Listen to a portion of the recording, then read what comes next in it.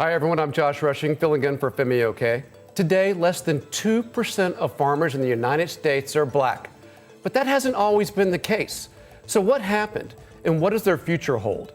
Share your thoughts with us on Twitter or in our live YouTube chat, and you too could be in the stream.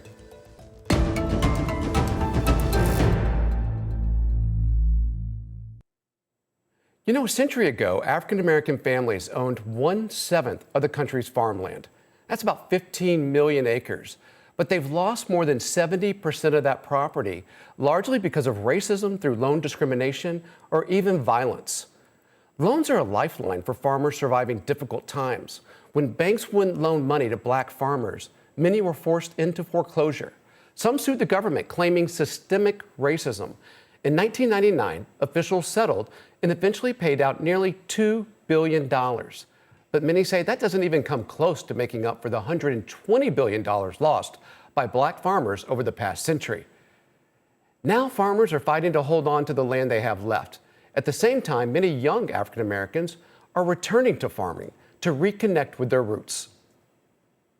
Land is the basis of freedom, dignity, and equality. It allows people in our community to see more broadly what's possible for them and that they don't have to settle for what society has been told are the limits of what they can do.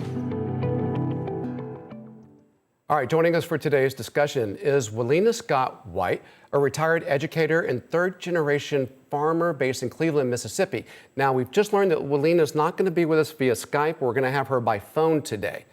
Also with us today is Katrina Baxter. She's a land and food justice activist with Soil Generation, a coalition of growers led by people of color in Philadelphia.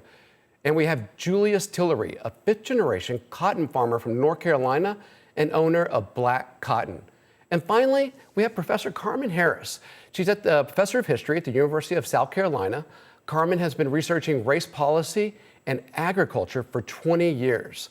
Carmen, I'd like to begin with you. As we noted in the beginning of the show there, that the status of black farmers in the U.S. right now, that 2% of farmers are black in the U.S., hasn't always been the case. Can you take us back about 100 years and set us up? What did it used to be like? And then what happened? How did we get here? Okay. Well, about 100 years ago, you were at the peak of black farm ownership around 1920. Maybe about 15% of farmers were African American. It's very interesting. I was looking up some statistics in advance of this, and in 1870, which is about 5 years after slavery, 2% of black farmers were farm owners, and that's very close to the percentage today. Most of the blacks who were farmers in the aftermath of the Civil War were actually sharecroppers, which means they didn't own the land. They rented the land and typically paid for it with a share of the crop, whether that be cotton or tobacco in most cases. And, that's how they made their living. Most enslaved people wanted land, though, because they understood, as your opening vignette said, that land was freedom. So how did we get to where we are today? What happened? It's hard for me to believe that we're in a place in the United States that is similar to where we were 5 years after slavery in the terms of the percentage of black Americans that own farms. You got there primarily through federal policy, through taxation, sometimes through outright theft, escalations of land, for example, on coastal areas where you could grow wonderful Sea Island cotton happened as whites saw these as areas or spaces of recreation. So it was a combination of factors, but probably the most dominant one would be the role of federal policy. All right, I want to bring in Miss Scott White here. Can you hear me, Walina? Yes, I can hear you. Okay, great. I know you're a farmer down in Mississippi, third generation. Can you tell us your experience down there? I think your father, did he raise catfish? Is that right? But I know you had you ran into a bit of racism there as well. Can you tell us a bit about that? Yes, my grandfather and my father were row crop farmers before we went into catfish business. Mm-hmm. And just as she said, because of the systemic discrimination, when he was growing his crops, he was often not given enough money to even make a crop. They were given just enough to get by on. There were also many programs that should have been offered to blacks that whites would also have access to, but they were not offered to blacks. So with limited funds and limited resources, many blacks lost their land. They got out of farming because they simply could not make a living because they were not given the support they should have been given through the programs that were offered to whites. I know there's a point where you're a little girl and you remember your father running down the stairs with a gun. Can you tell us what was happening then? Well, this was when he had gotten into the fish business, and the USDA, the local office, refused to give him any money to begin his fish processing business, his growing the fish. And he went to Jackson, to the next level up, and they said, yes, give him the money. He qualified for it. He's been a good farmer, so why not? They came back and he needed over $400,000 in order to stock his ponds, to grow his fish, but they only gave him a little over $100,000. So they decided they wasn't going to furnish them. They were going to foreclose on him. So they came to take his fish out of the pond. And I remember seeing him go down the hall with the gun, and my mama saying, Ed, you can't do that. Don't do that. Call the sheriff. Well, my mom did call the sheriff, and they came out. They had no paper saying he owed them money for these fish, no rights to take his fish, so they had to put them back in the pond. And your father was actually one of the original claimants for the Pigford suit, right? There was the settlement that I mentioned in the opening. Yes, he was. So the government did eventually admit that it treated him wrongly. Is that right? And settled with him? Well, in 1999, Dan Glickman, who was Secretary of Agriculture, he made a statement, and he also went public on television saying how blacks had been treated and discriminated against, and that USDA had done them wrong. And the Pigford lawsuit became a class action lawsuit in 1999. And did the Pigford do enough to make things right?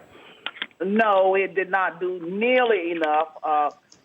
First of all, my dad and I worked very closely with the lawyers. We even traveled from state to state trying to get blacks to sign up because many of them had had bad experiences way back from slavery of being beaten and run off their land. So they were afraid to say anything against the government. And once it was declared class action, those people who did not have any paperwork, my daddy had some, but historically back in that time, blacks were not given applications. They would go in and talk to the FSA agent, and he would say, go and come back, and I'll tell you what you can get for this year. But as far as a paper application, that was rare for blacks to get. So one of the things my dad talked to them about was the constructive applications, which did allow a lot of farmers who would have been excluded to get in. And that was where you said, I farmed, I lived on a farm, and I tried to go get in a loan. And that's something. So the money they gave was little. They only got $50,000, which they could not have done anything to get back into farming with $50,000. And then there was no training provided to what you can do. Here you were from slavery to being run off your land, and now you're given $50,000. What can you do with $50,000? What were you going to say there, Carmen? I was going to say that, she's describing exactly what my research shows. I had examples of black extension agents reporting in 1929, for example. These extension agents worked with farmers that they would take them to the white agent's office to get seed loans, and the white man would send all the black farmers downstairs, give all the white men applications, and then when they came back, they would be told there weren't any. So this was a practice once the USDA began providing services to farmers. There was this privilege. Farmer essentially meant white. And even, the more land you had, the better off you were. And because African Americans historically, who had the good fortune to get land, didn't own that much, they were always the most disadvantaged in any federal program. They were lucky to get any aid, but I think it's notable that they did great things, some of them with what they were able to get. Julius, I want to bring you into the conversation here. I'm gonna start you off with a little bit of cred, all right? If we can go to my laptop, I have this tweet where you posted a video of your grandfather. Looks like he's parallel parking a tractor at 93 years old. All right? That's right. That's living right there, isn't it? May we all be so lucky. Now, did your family, your third generation farmer in North Carolina there, did your family face this kind of systemic racism in its business operations? Well, I'm actually a fifth generation farmer, and I understand this type of segregation and discrimination. What's really happening is black farmers do not have enough funding to be able to compete in the marketplace, and we're not allowed to get the same type of financing that other farmers are.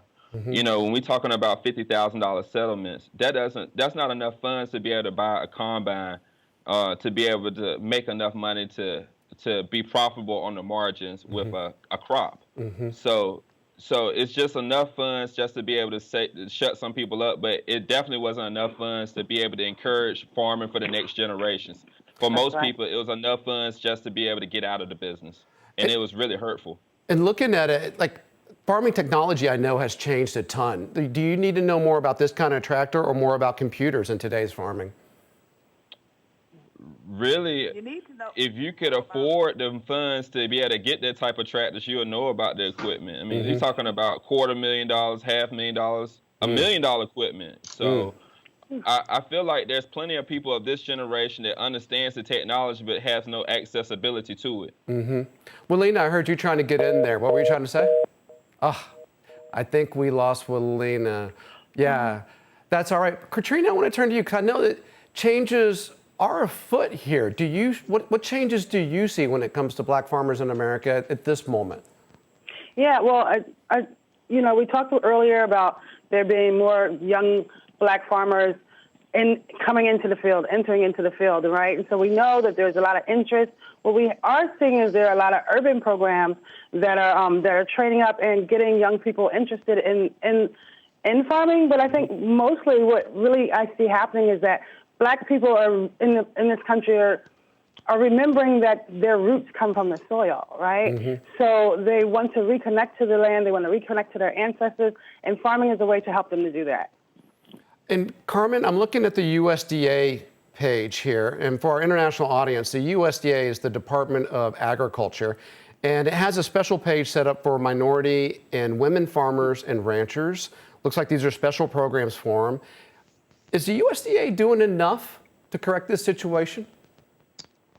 I don't know that there can ever be enough to rectify it because so much damage has already been done. As Julia said, you've had people who are Ms. Scott White, people who've lost their land, people who are out of the business who can never be made whole.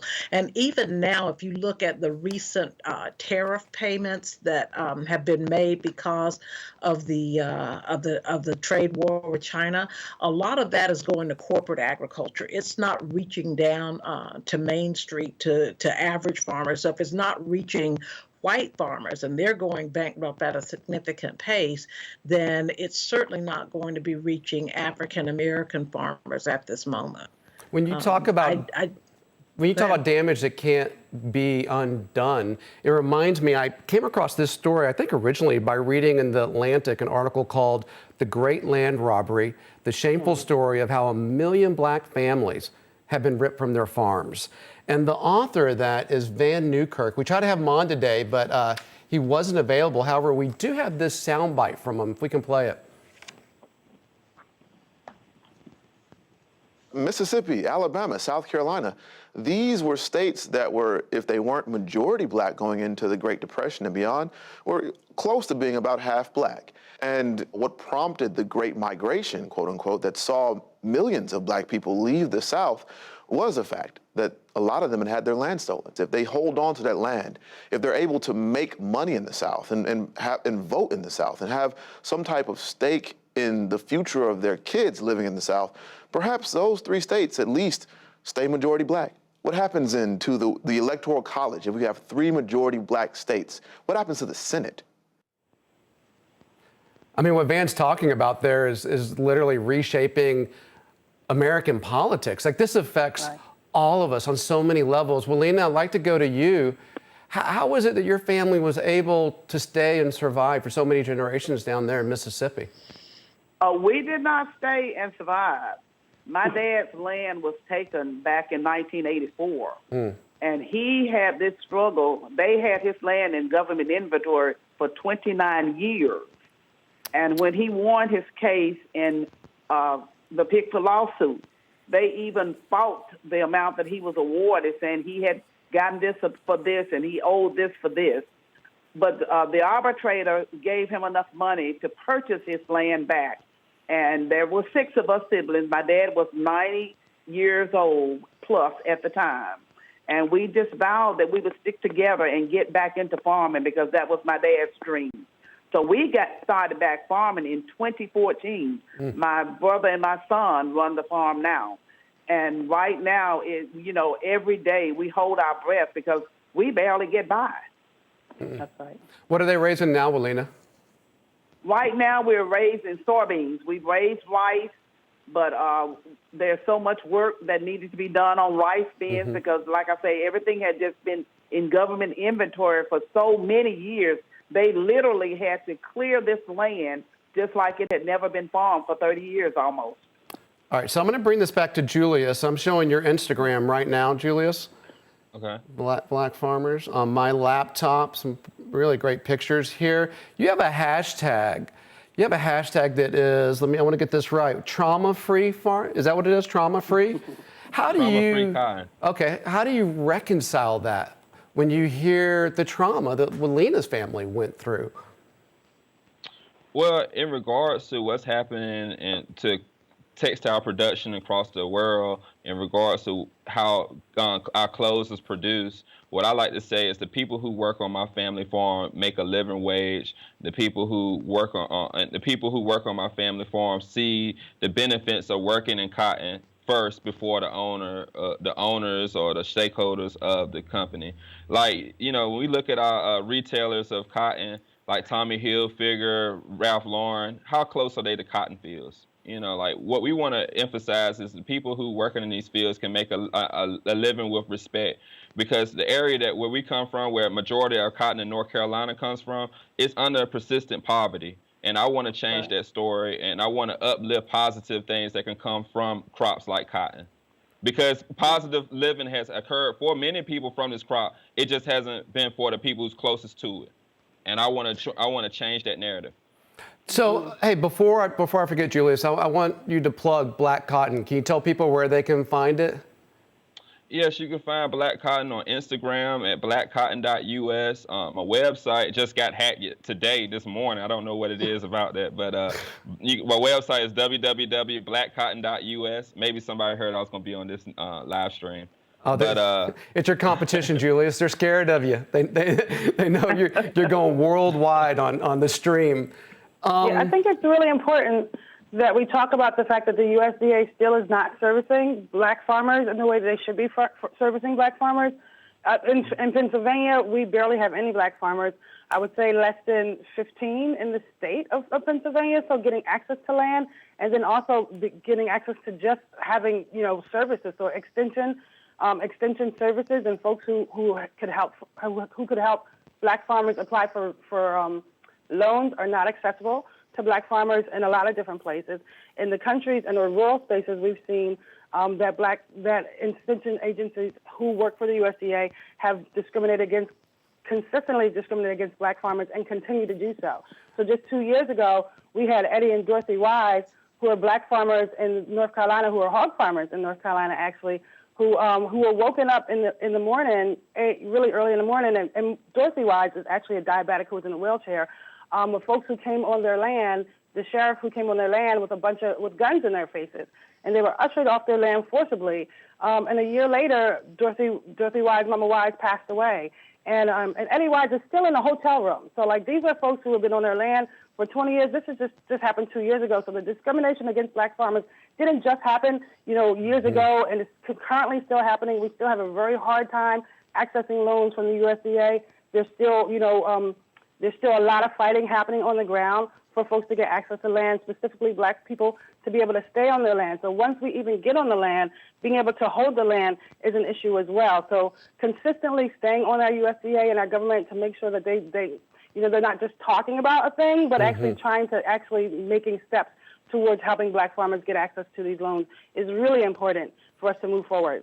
Now, Katrina, we asked USDA for a statement, and they did provide one. It's too lengthy to put up on the screen here, so we're actually going to post that on the ajstream account if anybody wants to see what the USDA has to say about this.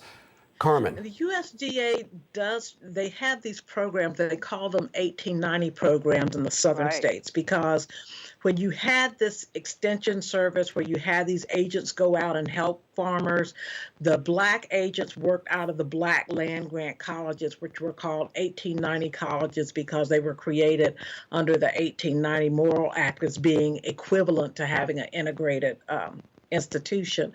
But those two are kind of like low poverty type programs. So the history from my research with the USDA is that they've never tried to encourage black farmers to be entrepreneurial.